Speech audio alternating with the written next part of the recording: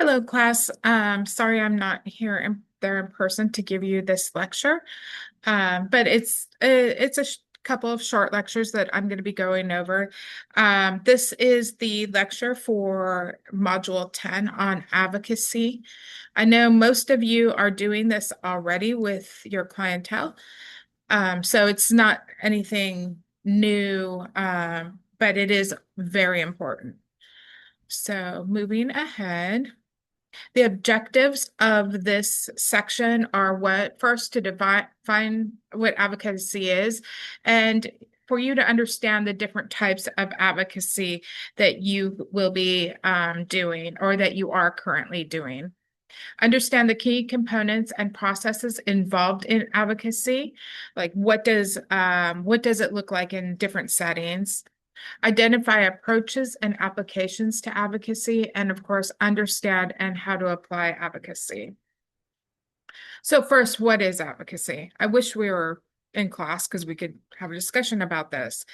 Advocacy is when you take action, ask for something, or recommend something on your own behalf or on the behalf of someone else. So, of course, advocacy is also very important for you to do for yourself as well.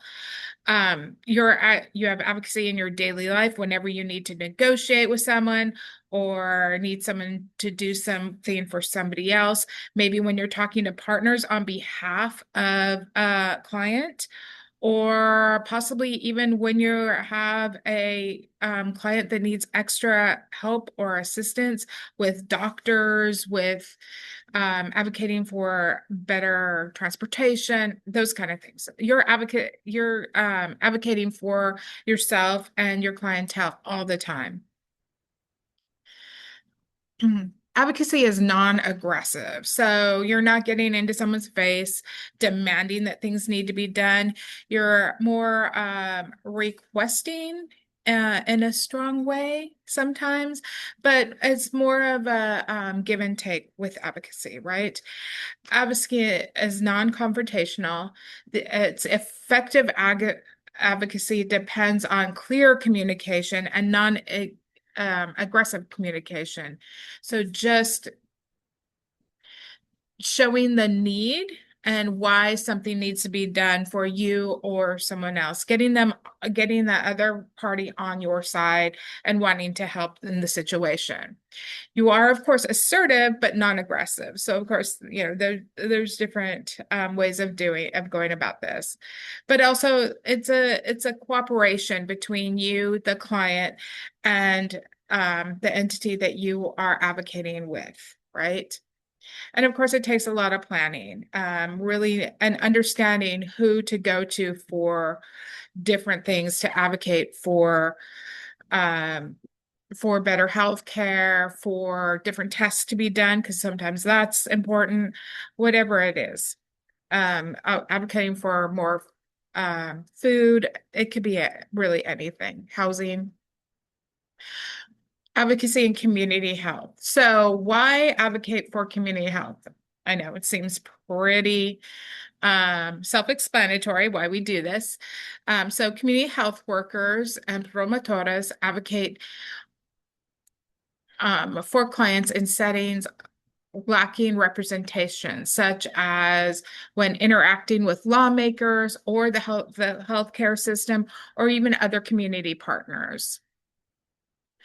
You have informed the community about the availability of services and the functioning of the system that is offering those services, right?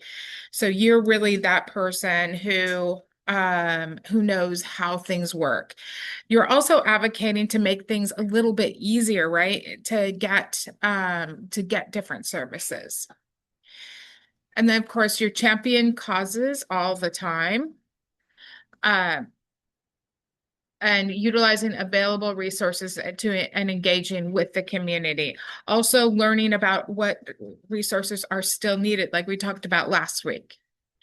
And then, of course, you by advocating for your clients, you're also teaching them how to advocate for themselves, like what to say, where to go, and how to express their own views and their needs in order to equip them with necessary tools to do to be more assertive and getting what they need to live healthier lives. So there are different types of advocacy, right? There's the individual, so you're advocating for an individual, or you're advocating for the system. So when you're advocating for an individual, you're talking to physicians or other medical professionals sometimes. You could also be advocating for an individual client within the hospital system or a clinic system, or even with our partners at behavioral health, or at to get them more Medi-Cal or SNAPS services. Also, you advocate with family members sometimes, right? And other service providers. You're advocating on a system-wide scale when you're advocating with the community or for the community. Like the whole community needs a new hospital. The whole community needs more doctors, right? So you could be advocating for these things to political officials, board of supervisors. It's a wide range, right? Legislatures, the media sometimes, and often the court system. Advocating for individual rights and care. So community health workers advocate for individual patients or clients by ensuring that their health needs are heard and met. For example, a community health worker might work with a community member to help them navigate the healthcare system and secure services they need, such as access to medication, appointments, mental health, all the things that we've been talking to up to this point. We also advocate for policy change a lot, right? Community workers can use your platform to advocate for systems change, getting more transportation services so clientele can get back and forth to medical appointments. That these are things that will improve the public health policies, healthcare access, social services. This might involve lobbying both to legislatures or just lobbying to doctors' offices and clinics for better funding, public health programs, changes in healthcare insurance policies, or more accessible mental health services for marginalized groups. Advocating for community health. Community health workers often engage in community level advocacy to improve health outcomes for the community. This could involve organizing community health events like health fairs. We do a lot of that, bi-national health fair, back to school health fairs, advocating for reduction in environmental hazards. We were coming into fire season. We had a fire not that long ago close to us, advocating for more testing of the water so that we know whether the water is safe or unsafe for living and drinkable. Helping community members and then of course just helping communities members understand their rights and the healthcare. Addressing social determinants of health. Community health workers play an essential role in advocating for the removal of social barriers and health in health, such as poverty, inequity, housing, food insecurity, or lack of transportation. Health education and empowerment. Educating communities about health risks and their rights. The rights to have a better, healthy environment, empowering individuals by giving them the information they need to make themselves more informed and to make more informed decisions about their health and the health of their family and community, as well as how to access different resources and speak up for their own needs. That's probably the most important, is teaching them how to advocate for themselves. The benefits of health of HCW, community health workers. I think that might be mixed up. Anyway, improve access to healthcare by advocating for policy changes, connecting clients to healthcare services. Community health workers help to ensure that underserved populations have better access to essential health services. And you address health inequities, especially community health workers play a key role in reducing health disparities by advocating for marginalized groups that face barriers to the healthcare system. Empowering for communities, advocacy empowers individuals and their communities and take charge of their own health and well-being by providing them with the information and resources they need. Systematic change.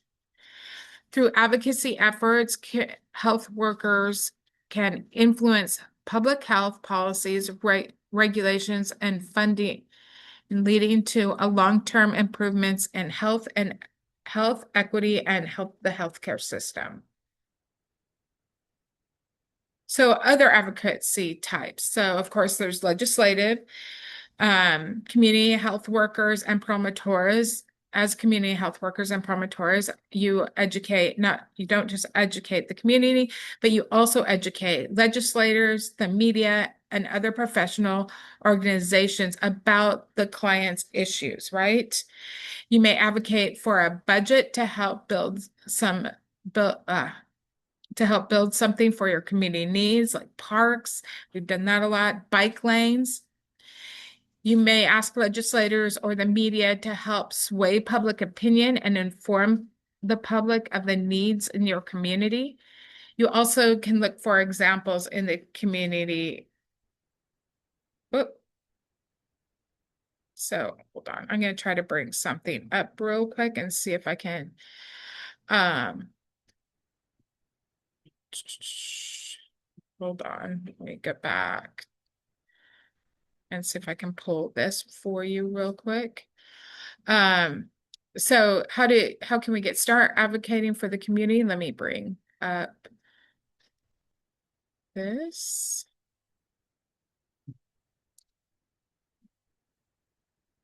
Come on. And sorry for the delay. It's just like in person when I can't get these up.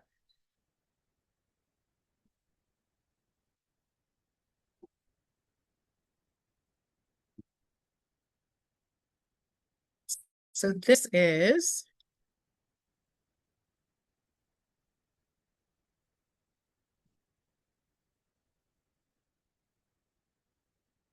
sorry for the delay here. Why is it not coming up?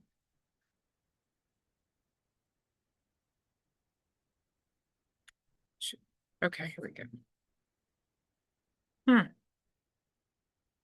Okay, never mind. These are not coming up. So I will post these links for you. I'll try to pull up these different forms, but the County of Merced has some documentation on this, and for some reason it's not coming up. So I'll try to find it. So also, as a group or with your partners, feel free to take a moment right now and brainstorm different examples of the types of advocacy that you do or that you know of. Okay. Approaches to advocacy. Principles of advocacy. Of course, there's listening. So you have to listen and to learn what the community and different individuals need, right? Also, listen with empathy and understand that everybody has different needs and there's different things going on. Negotiate and compromise. And this is both with your clientele as well as probably with some people that you're working with, some community organizations that have different programs that you might need to advocate for your clientele. Advocating means trying to convince someone else that the goal you have set is also worthwhile for them and their organization. Sorry if you guys can hear the background. You're advocating the person or organization you're advocating to may not agree with your position all the time. So you may need to negotiate or reach an agreement. Being confrontational or aggressive or demeaning is not a good negotiation skill. Instead, listen to the other person's perspective, take time to hear what they are saying. Have some empathy for their perspective as well. They may not have all the funding, and so you really need to decide. And you might feel that this client is the best client for whatever program it is, but they only have a limited amount of money. So you have to really work with them to get them to understand why your client would benefit the most. Um, before you meet your meeting, decide what is your best alternative to negotiate for the agreement. In other words, if you can't reach your main goal, is there something smaller that you can ask for that would work? Is there something else that another roundabout way we can get to our end goal? So the 6 phases of advocacy: define the problem, gather information, set your goals, including what you're willing to negotiate, plan your strategy, use assertive communication and negotiation, and then always, as we talk about all the time, follow up. Community health workers are promoters' role in advocacy. Your role is to advocate for the needs and perspectives of communities and your clientele. Connect to resources, advocating for basic needs such as food and housing, connect policy advocacy, and then community health workers who have had prior leadership or advocacy training were 2 or 4 times as likely to engage in advocacy at the political, civil, or organizational levels compared to community health workers who have not undergone such training. So be sure to, if you haven't had advocacy training, I highly recommend you talk to your supervisors and get some training. It's actually a lot of fun, some of these classes. Why should you care? I mean, that's kind of, you know why. You contribute to policy development. You contribute to the policy change that is so needed. Speak with individuals and communities where you belong. Help communities get the resources they require. Community health workers and promoters have the unique capacity through effective advocacy to contribute to policy development and policy change, as well as speak up for the individuals and communities in which they belong and live in. This means helping the communities where you live get more resources and all the resources that they require to be healthy. Advocacy in California and Merced. What sources do you know of? And feel free to talk to each other about this. I don't know if you're watching me alone, or just kind of think of who you know in Merced that you talk to a lot. Where have you advocated in Merced? And we'll talk about this when I'm back, and kind of exchange ideas.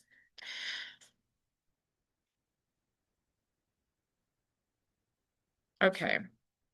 So the homework for this section: find and listen to a podcast or video that interests you about healthcare advocacy. I'll try to look some up, and I'll send some links. I have a couple. Basically, all you're going to do is provide a brief summary about the podcast or video. Whoops, sorry, I didn't mean to move ahead. This is your opinion. You're the only source necessary.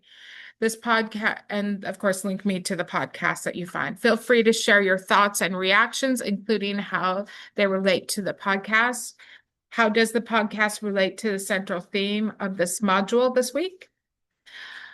Idea offer additional insights or clarification related to this topic. Share the link in the podcast, of course, and if you access your media through a mobile app, you can also check websites like YouTube, SoundCloud, and many other podcasts.